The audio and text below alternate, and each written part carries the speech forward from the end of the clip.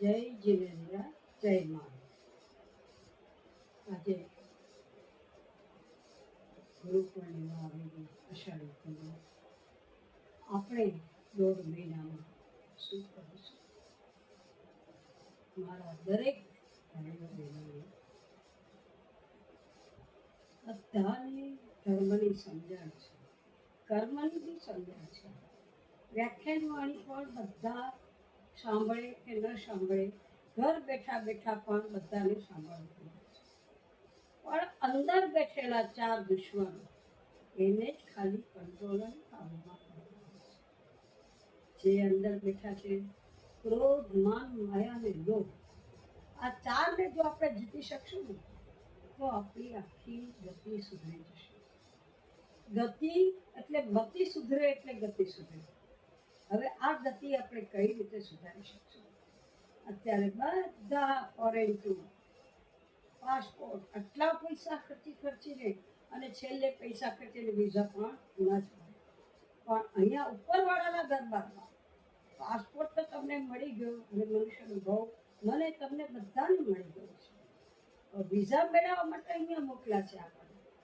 એ visa મેળવવા માટે 100 વર્ષની આપણને ઉંમરમાં કેટલા શ્વાસોશ્વાસ, કોઈ 40, 50, 60, 70, 80, 90 અમારા જેવા હજુ બેઠા છે 92.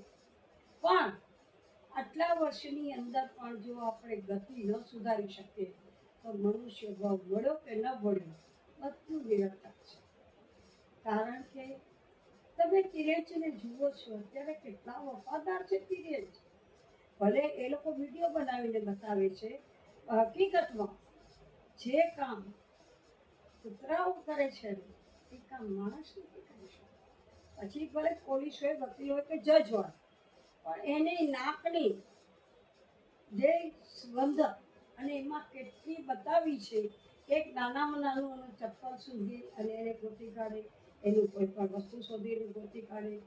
આટલી જો એનામાં તીવ્રતા અને જાણવાની શક્તિ છે તો મનુષ્યને તો ભગવાન ઉપરથી મન પણ આપી દીધેલું છે અને સૌની મન છે કે જે મન ધારે તે કરી શકે છે. પણ કયા કર્મ મને ક્યાં કામ લાગશે અને ક્યાં કેવી રીતે એનો દુરુપયોગ થશે, એ જ ખાલી આ 1.5 મહિનામાં સમજવાનું છે. સંતો જે વ્યાખ્યાન આપે છે, પણ એ વ્યાખ્યાન શું તમે આટલા ભણેલા ગણેલા અને આટલા અનુભવી બધા જ લોકો છે નથી સમજતા? એવું નથી, બધાને બધી જ ખબર છે. પણ આપણો અંદરનો આત્મા સૂતો છે. 8 મહિના સંસારના દાવાનળમાં સૂઈ જાય છે અને 4 મહિના મને જગાડવાનો છે. આપણા એક ધર્મમાં નથી, દરેક ધર્મની અંદર આ 4 મહિના દરેક કોઈ પણ ધર્મ હશે પણ એની અંદર સૂતેલાને જગાડવાનું કામ જ કરવામાં આવે છે. અને એને આપણે ધર્મ દલાલી કહીએ છીએ.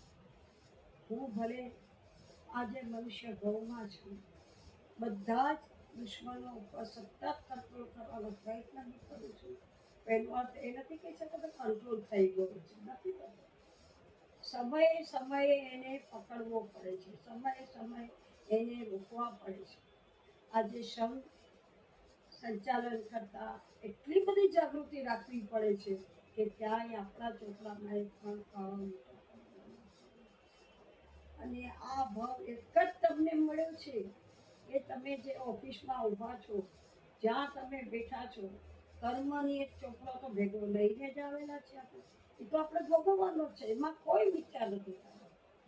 પણ નવો ચોપડો કયો ચિતરવો, નવા ચોપડામાં દિવાળીની જે એન્ટ્રી કરીએ છીએ એ દિવાળીની કરવી કે હોળીની, એ આપણા હાથમાં છે. એક એટલું સમજી લેજો કે આ દુનિયામાં પહેલું સુખ જાતે ગયા. તમે તમારા શરીરને સાચવીને જે કરશો, કારણ કે દુશ્મનાવટ ક્યાં આવે? શરીર નબળું પડે, મન નબળું પડે અને સામા માણસની આપણે અપેક્ષાઓ ખૂબ વધી જાય છે. એ અપેક્ષા મૂળ મુખ્ય કારણ હોય તો કર્મ બંધવાનું છે. આપણે છોડવા આવ્યા છે, બાંધવા નથી આવ્યા. હું કોઈ તમને જ્ઞાન નથી આપતી, હું મારો અનુભવ જ તમને દર વખતે કહું છું. કદાચ તમને સાંભળવો ગમે કે ન ગમે, પણ એક જ માના જે પરિવારમાં જોજો 1 કરોડપતિ છે ને 1 કરોડપતિ પ્રેમ છે. એક જ્ઞાનમાં 99% લાવે છે અને બીજો આટલી એનાથી 10 ગણી મહેનત કરે છતાં 50% પણ ફેલ નથી લાવી શકતા. મા બાપ તો બંનેનું પોષણ સરખું જ કરે છે. મા બાપની ક્યાંય કચાશ હોતી નથી. પણ હવે મા બાપ કોઈ પણ જાગવાની જરૂર છે. 60 વર્ષ સુધી તમારી ફરજ હતી મા બાપોની. હવે સિનિયર સિટીઝનની લાઈફ પોતાના હાથમાં રાખવી જરૂરી છે. પર વર્ષ છોકરા વશું થઈ અને જિંદગી પૂરી નહીં કરી શકે. કારણ કે છોકરો તમારો છે, આવનારા પાત્રો તમારા નથી. એટલે એ એના માતાના સંસ્કાર લઈને જ આવવાનું છે. અને એ સંસ્કાર તમને કેટલા અનુરૂપ પડે છે, કેટલો સંબંધ મીઠો રહે છે, જેટલી કુટુંબમાં શાંતિ રહે છે, બધો આધાર બીજાના ઘરના સંસ્કારો પર છે.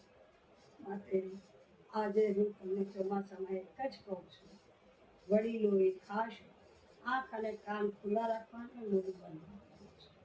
નાનડિયાઓએ પોતાના મનને કંટ્રોલ કરી અને કીટી પાર્ટી, આરતી, ફંક્શનો વગેરે ઉપર કંટ્રોલ કરી અને 1.5 મહિનો પોતાના શરીર, મન અને વચન ઉપર સાધના કરવી જરૂરી છે. હું એમ નથી કહેતી કે સામાયિક કરીને બેસી જાઓ, પ્રતિક્રમણ કરી લ્યો. પ્રતિક્રમણ કરતાં પહેલાં પ્રાયશ્ચિત કરો. સંવત્સરને એક પ્રતિક્રમણથી કોઈ પ્રાયશ્ચિત થયું નહીં અને થશે ફરી. 1.5 મહિનાની અંદર રોજ 10-15 મિનિટ આગલો ભૂતકાળનું કેસેટ લઈ આવો મગજ ઉપર અને શોધો હું કોની સાથે કેવા વર્તન કરી રહ્યો છું, મારાથી કોણ દુઃખી થયું છે અને મેં અનર્થે આત્માને ક્યાં ક્યાં દંડ્યો છે. એમાં ક્યાંય સંચાલન જ્યાં ચાલતું હોય કોઈ એમાં મેં કયા દોષ લગાડ્યા છે. સમજી લેજો, આપણને કોઈ જોતું નથી અને કોઈ જોવે એનાથી આપણને ફરક પડતો નથી. પણ જે ખોટું છે એ ઉપરવાળાના છોકરા અવશ્ય લખાય છે. માટે જે કંઈ પણ કરો એ સમજી વિચારીને કરો. જિંદગી જીવવા જેવી છે. આ ભાવ મળ્યો છે, પરભાવ કોને દીઠો છે બોલો છો તો આ બધી આટલી ગતિઓ તો તમારી ને મારી નજર સામે છે. તમે એ પણ જોઈ શકો છો કે જેને કર્મ કર્યા છે એ લોકોના અંત કેવા છે. જે પ્રપંચ જિંદગીમાં ક્યારેય કરતા નહીં. જે થાય ન થાય તો મૌન સહી જજો, કાંઈ વાંધો નહીં. ઉપવાસ થાય તો તમારા ભાગ્ય છે બાહ્ય તત્વમાં, આંબેડ થાય તો બાહ્ય તત્વમાં થાય, એકાસણા થાય તો થાય. પણ એનાથી બીજાને ત્રાસ આપીને કોઈ તપ કરો તો તપનો મહિમા. તપ કરીને ફરજો ચૂકવવાની નથી. આજે બધાના મગજમાં એક જ છે કે મારે જિંદગી જીવવી છે, પણ કેવી જીવવી છે? હરવું છે, ફરવું છે, રખડવું છે, મારે દુનિયા જોવી છે. અરે દુનિયા તો તું 84 લાખ ભવથી આ આત્મા જોતો આવ્યો છે. આ આત્મા આજે પહેલી વાર કલેવર નથી મળ્યું. કેટલાય કલેવરો મળી ગયા. આપણે કૂતરા, બિલાડાથી માંડીને માછલીથી માંડીને કઈ જીવોમાં જન્મ આ આત્માએ લીધો છે. આત્માને કોઈ ઉંમર છે જ નહીં, શરીરને ઉંમર છે. પણ હવે જો નહીં જાગો, આ એક જ ભાવ તમને પાસપોર્ટ મળ્યો છે મનુષ્ય ભાવ. પાછો જો પાસપોર્ટ જોતો હશે તો તમારે બહુ મહેનત કરવી પડશે. મારે પણ ખૂબ જ એટલી જ મહેનત કરવાની છે. અને જે કરીએ છીએ તે આપણા માટે છે, લોકો માટે નથી. નથી ધણી, નથી દીકરા, નથી દીકરી, કોઈ પણ સંબંધ તમારા પાપ કર્મ ખપાવવામાં ભાગીદાર નહીં બને.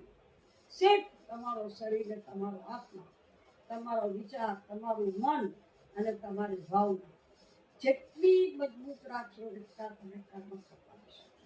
એટલો પાછો પાસપોર્ટ મનુષ્ય ભાવનો લેવો હોય તો સરળતા ખૂબ જશે. સામું શું કરે તે જોવા માટે આંખ બંધ કરવી પડશે. અને તમારી ફરજોમાંથી તમે જો ચૂકી જશો તો પાછા એ જ ફરજ ચૂકવવા માટે કોઈ પણ સ્વરૂપે પાછું આ દુનિયામાં આવવું જ પડશે. પછી સરવણ થઈને આવશું કે પછી કૂતરા થઈને, બિલાડી થઈને આવશું એ ખબર નથી, પણ જે કાંઈ દેવું છે તે ચૂકવવું તો પડશે. તો દેવાથી મુક્ત થવા માટે આ ચોમાસું તમને મને મળ્યું છે. આખા દિવસમાં થાય તો કાંઈ ન કરી શકો તો એક નવકાર મંત્રની માળા, અને મનમાં તમે ગાડીમાં બેઠા હો, ટ્રેનમાં બેઠા હો તો પણ મનની અંદર હાથમાં માળાની જરૂર નથી. મનની અંદરથી ભક્તિ ચાલુ રાખશો. કદાચ કહેવામાં આવે છે કે એક નાનો બાળક નાવ તરાવતા પ્રાયશ્ચિત કરતા કરતા કેવળ જ્ઞાન કરી દે. અરે આપણને તો મનુષ્યનું જ્ઞાન નથી થતું તો બીજા જ્ઞાન તો ક્યાં થવાના છે? મન પર્યો જ્ઞાન ક્યાં થવાનું છે? આજે આપણે એક જ્ઞાન સમજવા છતાં પાલન નથી કરી શકતા. હા, શરીરને સાચવીને જે કામ કરવાનું છે તે કરવાનું છે. કોઈની દેખાદેખીમાં તપ કરતા નહીં, કોઈને એન્જોય કરવા માટે, પ્રસંગ ઊભો કરવા માટે તપ કરતા નહીં.